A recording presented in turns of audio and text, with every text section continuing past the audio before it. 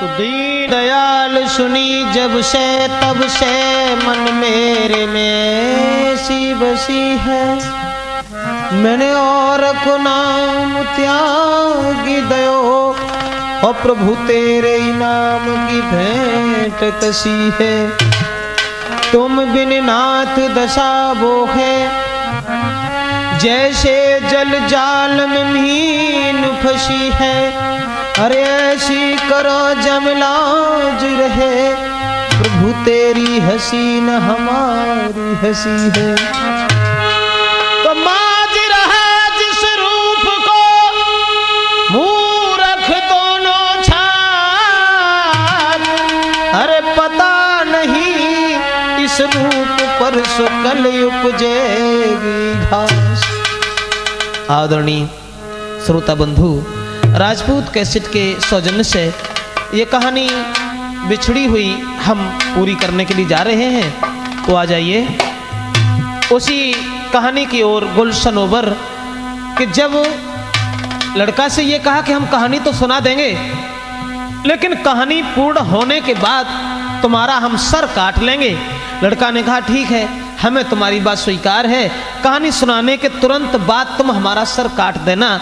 अब उसी समय लड़का को अपने आगे बैठा लिया उस सनोबर राजा ने और नौकरों को इशारा कर दिया।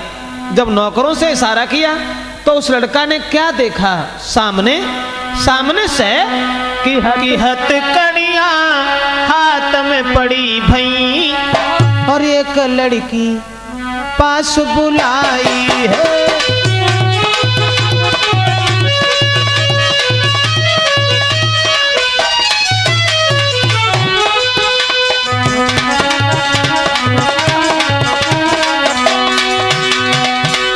हथकड़ियां हाथ में पड़ी भई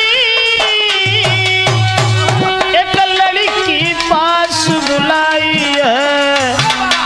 और लड़का ने क्या देखा? संग में एक सिर था कटा हुआ, पीछे कुत्ता रहो आई है।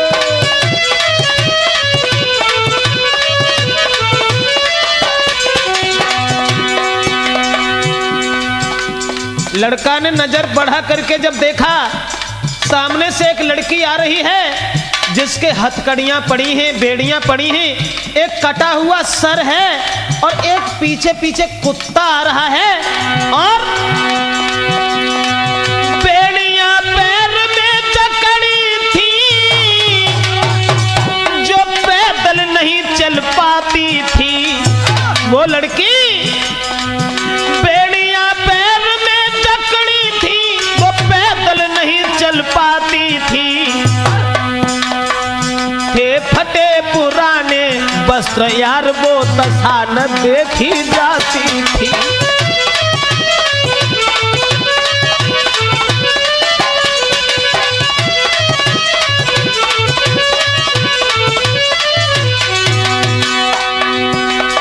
कुछ और देखा, लड़की के जो हथकड़ी बेड़ियां पड़ी हुई हैं, फटे पुराने वस्त्र हैं। देखा बालक ने पीछे से कुछ लोग और भी आते थे। जब पैदल नहीं चल पाती थी तब नौकर मार लगाते थे।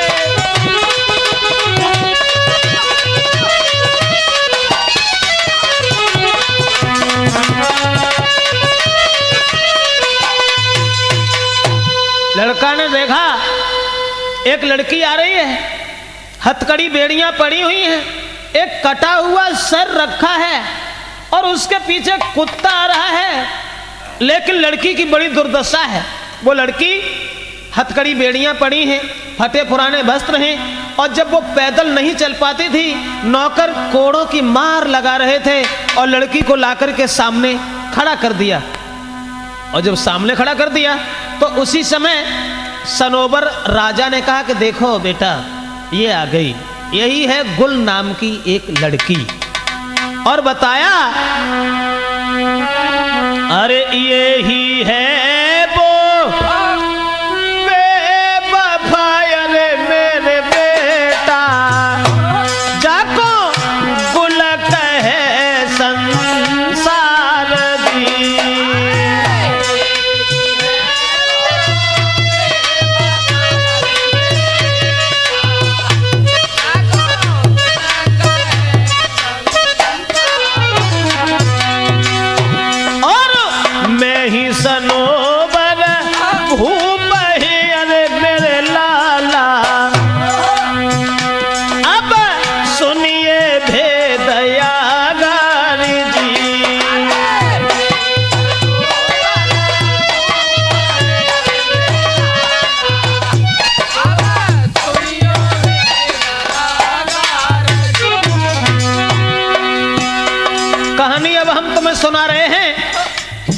लड़की को पास बिठा लिया, जिसके ऊपर नौकर मार लगा रहे हैं, और जवाब दिया कि ये ही गुल नाम की लड़की है और मेरा नाम है सनोबर। बेटा मैं तुम्हें बता रहा हूं, अब जो कुत्ता देख रहे हो ना, अरे ये कुत्ता मेरो मित्र है, अरे मेरे लाला जाने मेरी बचाई थी जान जी।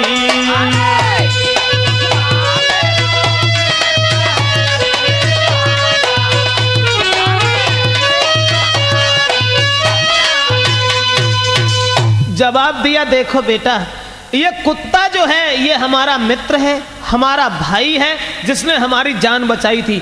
और ये लड़की जो बैठी है, जिसके हाथ में हथकड़ियां और पैरों में बेड़ियां हैं, फटे पुराने वस्त्र पहने हैं, ये ही गुल नाम की लड़की है, और ये कटा हुआ सर रखा है, इसी ने मेरे साथ में कुछ किया था। अब कहानी क्या थी वो हम तुम्हें बता रहे। देखो एक दिन ऐसा हुआ, मैं शिकार खेलने के लिए वन में चला गया। अरे एक दिवस की बात, तेगल हाथ में बढ़े अगारी, और गए एक बगिया के बीच में, जहां बैठी थी सुंदर नारी।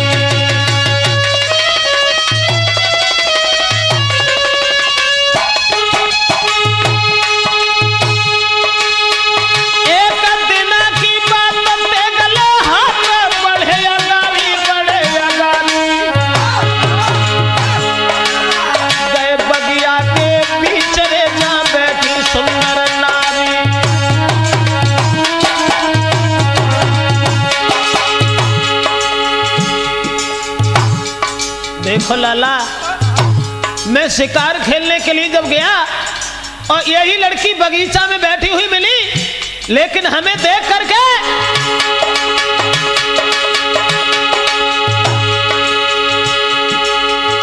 लड़की ने अपनी सहेलियों से संकेत किया, लेकिन हम इस लड़की को देख करके क्या बताऊं बेटा, क्या बताऊं, हम रूप देख गए मोई बताए दे तोई का कथाया नारी, कथाया नारी। उत्सखियन से बोली राजकुमारी, उत्सखियन से बोली राजकुमारी।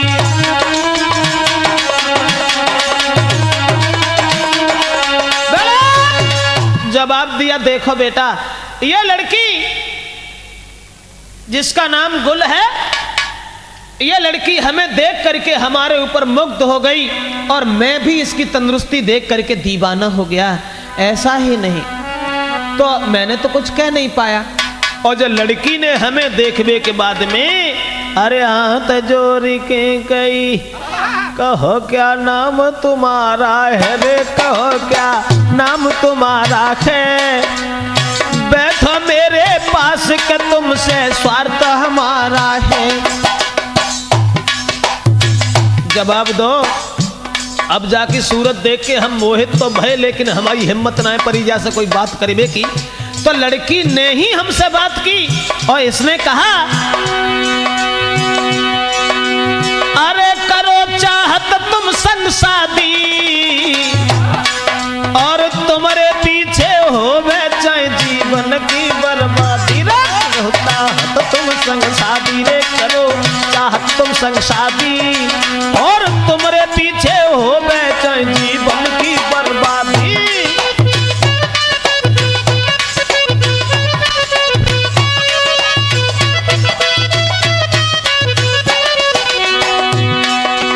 और बोली, अरे ना तुम बिन जी पाऊंगी, और संगन मेरे चले के फांसी दे मर जाऊंगी, रूप पे मैं आधीन भई, मानो मेरी बात आज में तेरी नारी भई।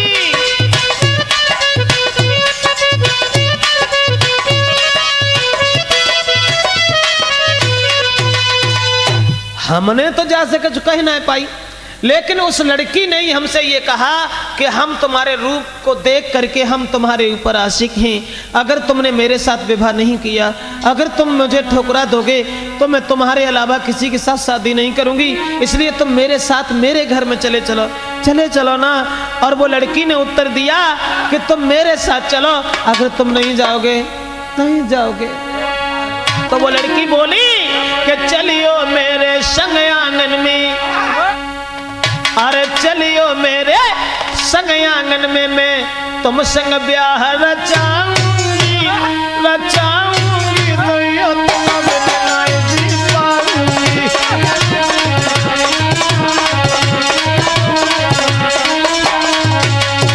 मेरे संग चलो आंगन में, मैं तुम संग ब्याह रचाऊंगी, अब देश तुम बिन में मर जाऊंगी।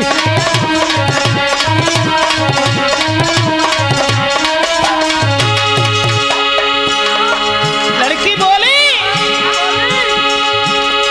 नहीं चाहिए कोई माल खजानो, नहीं कछु जेवर मोह बनवानो, और तुम जो कहो करें हम सोई, हर पल में टहल बजाऊंगी तो यो जहर खाए मर जाऊंगी।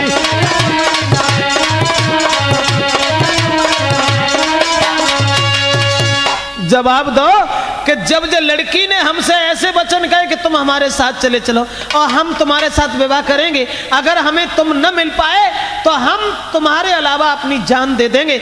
इतनी बात जब सुनी तो मैं इसके साथ इसके घर चला गया और जवाब दिया कि जब हम जाके घरे गए तो इसने अपनी माँ से मेरे सामने एक बात कही कि हाथ जोड़ी बिटिया कहे अरे मेरी माता, मेरी शादी देव करवाई दी।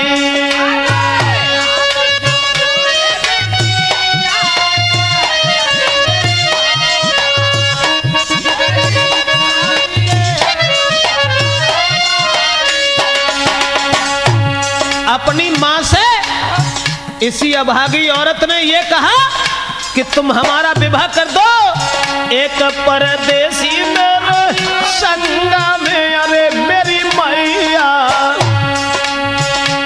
अरे एक परदेसी संगा में, अरे मेरी मैया, मैं तो उनकी बनूंगी नारी जी।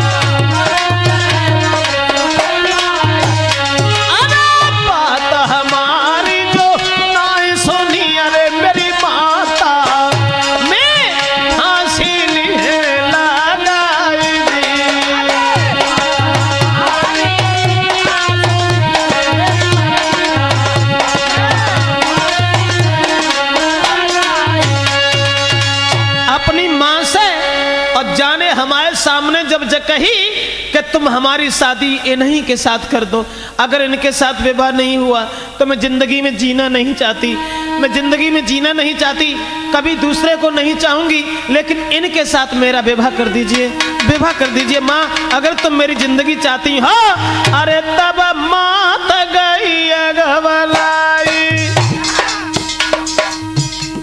जब मैंने जो सुनी अकेली बिटिया और ब्याह ना करो तो जब मरी धरी, ब्याह तो कर नहीं पड़ी रहे।